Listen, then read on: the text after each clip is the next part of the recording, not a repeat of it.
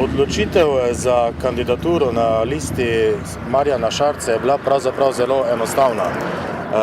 Vedno, ko sem se pogovarjal z domačimi ljudmi, z domačimi podjetniki, z lokalno skupnostjo širom Prlekije, vsi so mi v en glas govorili, težko je, Andrej ni povezal, ne moremo dobiti niti tistega denarja, ki so nam ga ne samo obljubili, ki nam pripada, in finančna sredstva dobesedno ostajajo v Ljubljani, ostajajo v Evropi, in mislim, da je prav, da smo človek, skupnost, država, tisti ljudje v listi stranke Marjana Šarca, ki bomo to spremenili, ki bomo odprli na široko vrata vsem, tako širom Ljutomera, Prlekije in seveda ne nazadnje tudi Slovenije širše.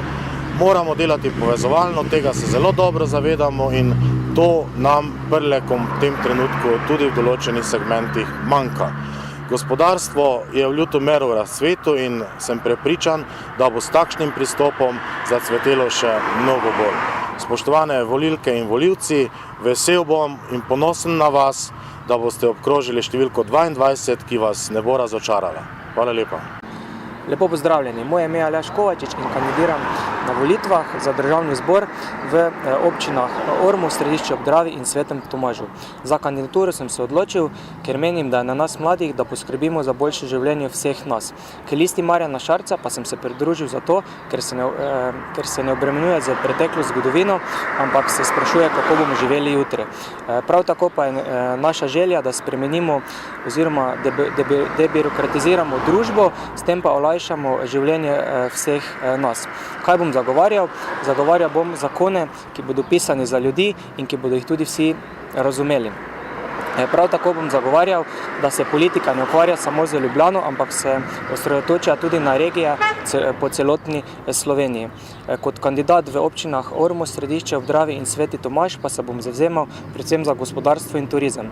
Naša prva naloga je, da vzpostavimo industrijsko cono, kjer bodo delovala uspešna podjetja, da bodo mladi dobili službe. Ker bodo mladi dobili službe, se bodo odločili, da ostanejo v domačem kraju, si v domačem kraju ustvarijo družino in dejansko zaživijo naši kraj. Prav tako pa bom velik poudarek dal na turizmu, kajti menim, da je turizem neizkoriščen potencial, nimamo strategije, se pravi povezati moramo glavne akterje od Tica do muzeja in se pravi tudi vinogradnikov in vse te akterje, ki se ukvarjajo z turizmom. Mislim, da bo nam z skupnimi močmi tudi to uspelo.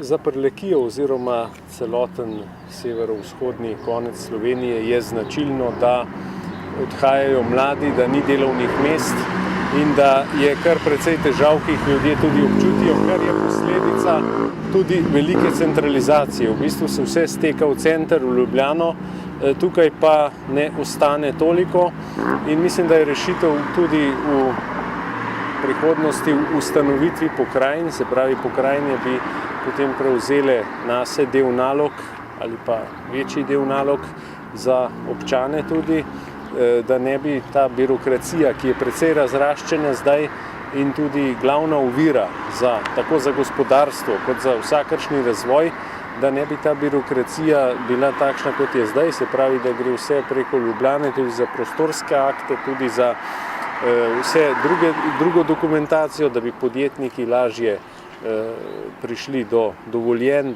do vsega tega, da bi lahko delali in čim več bo delovnih mest, lažje bo.